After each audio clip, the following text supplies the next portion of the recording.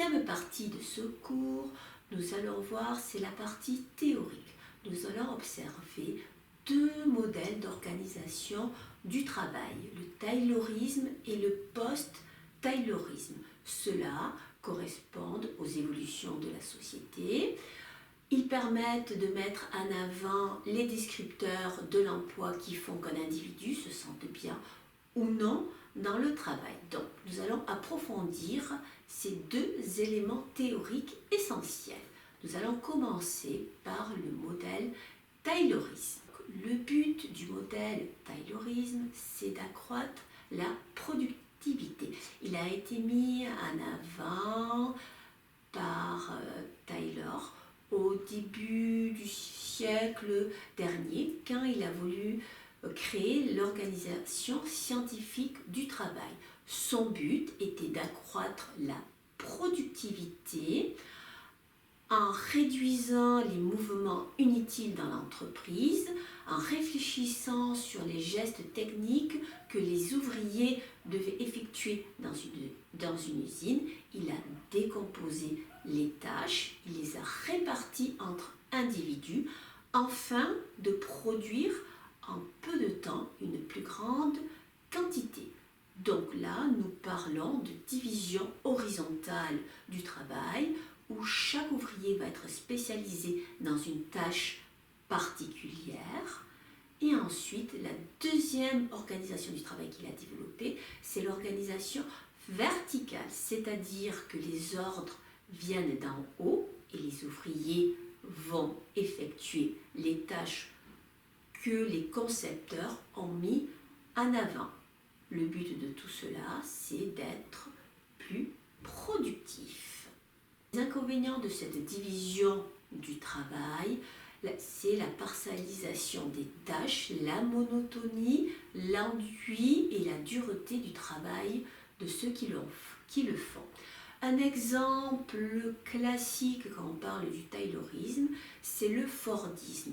Ford, dans les années 1900-1920, a mis en place, a appliqué cette technique du taylorisme en mettant en place le travail à la chaîne dans ses usines pour créer la Ford T. Cela a permis de créer des voitures en plus grande quantité, de faire baisser le prix, de permettre aux employés de gagner plus d'argent puisqu'ils étaient payés à la pièce pour être stimulés à produire plus pour compenser cette monotonie de la tâche. Donc ça leur a permis de pouvoir acheter ces voitures dont le prix a baissé puisqu'elles étaient produites en plus grande quantité et c'est le début de la consommation de masse. Deuxième modèle d'organisation du travail qui s'est développé à partir des années 50, 60, notamment en Asie avec le toyotisme, c'est ce qu'on appelle le post-taylorisme. C'est une façon de concevoir le travail différent qui vient répondre aux effets de monotonie, de dureté de la tâche que le taylorisme avait développé. Post-taylorisme repose sur trois éléments. Le premier élément, c'est la recomposition des tâches, c'est-à-dire que chaque travailleur va pouvoir réaliser une tâche du début à la fin sans qu'elle soit décomposée entre plusieurs personnes. Cela permet de mettre en avant le travail final réalisé. Le deuxième élément, c'est ce qu'on appelle le management participatif. Chaque groupe sera responsable du produit fini, c'est-à-dire que les individus dans un même groupe de travail vont décider entre eux comment se répartir les différentes tâches pour arriver au produit final. Et enfin, le dernier élément, cela permet une plus grande flexibilité. C'est par exemple, personnes vont commander une voiture, les acheteurs vont commander une voiture, et ensuite, l'usine de production engagera des personnes et produira selon la demande. Non, nous sommes en sens inverse, c'est pour ça qu'on parle de flexibilité. Dans des périodes de l'année, on aura plus de travail, donc on aura besoin de plus de travailleurs et dans d'autres périodes de l'année, les travailleurs travailleront moins car la demande de production sera moindre. Maintenant que nous avons abordé ces deux grands modèles du travail, le taylorisme et le post-taylorisme, nous allons nous intéresser aux trois évolutions de l'emploi et du travail. La première évolution, c'est l'organisation du travail. La deuxième évolution, c'est l'impact du numérique sur le travail. Et la troisième évolution, c'est le questionnement sur le rôle intégrateur du travail. Donc, au niveau de l'organisation du travail, la flexibilité s'est développée. Cela permet de répondre à la demande, d'être plus productif et d'avoir moins de pertes pour une entreprise, mais cela est difficile au niveau des employés. Cela donne une plus grande pression.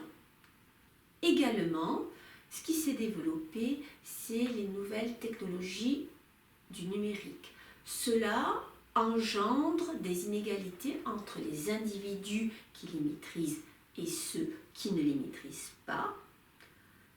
Autre élément que le numérique a permis, c'est une réorganisation de la vie privée et de la vie au travail. Ça a permis de l'équilibrer. Également, ces nouvelles organisations du travail, ça a permis aux individus de s'épanouir par le biais de collaboration. Deuxième évolution que nous allons aborder, c'est l'impact du numérique sur le travail. La première, c'est que le télétravail redéfinit les frontières du travail et du hors-travail. Le télétravail, c'est du travail sur ordinateur qui peut se faire à distance. Donc, les individus travaillent à domicile. Il n'est pas toujours clair de différencier ce temps de travail en entreprise et ce temps de loisir hors travail. Deuxième élément que cela a développé, c'est une polarisation des emplois. On pourrait prendre la métaphore du sablier.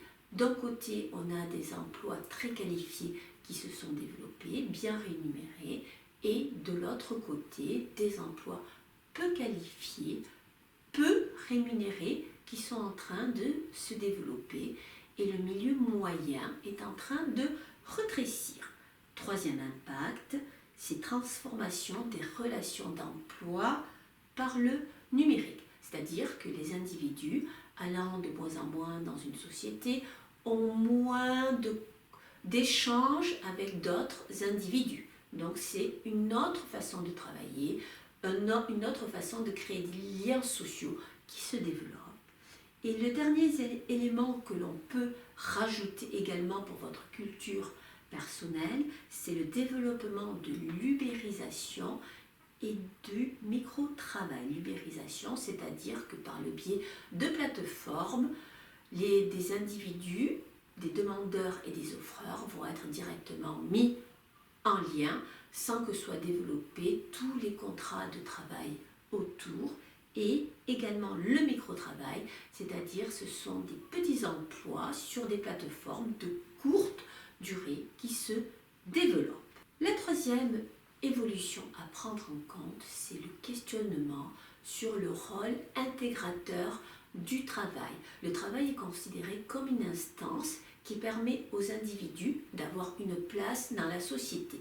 Du fait de l'évolution du numérique, du fait de la polarisation des emplois, le questionnement qui se met en place, c'est est-ce que le travail permet toujours à l'individu de s'intégrer à la société? Donc les éléments qui vont en faveur de cette thèse, oui, le travail permet toujours d'intégrer les individus à la société, c'est le travail apporte une socialisation secondaire, c'est-à-dire que les individus vont construire de nouvelles façons d'être, de nouveaux rôles sociaux, développer de nouvelles valeurs et normes qui correspondent à leur emploi. Le travail donne toujours un statut social de salariés, de non-salariés, d'indépendants, donc qui permet d'avoir une place particulière dans la société. Et également, le travail apporte une protection sociale, c'est-à-dire qu'il ouvre des droits au chômage, à l'assurance maladie, à la retraite. C'est donc une protection sociale pour les individus. L'affaiblissement du pouvoir intégrateur du travail est dû au développement des emplois précaires, au chômage de masse de longue durée et à la polarisation des emplois qualifiés et non qualifiés. N'hésitez pas à vous abonner, à liker, à en parler autour de vous et à aller récupérer vos cours sur methodoses.com.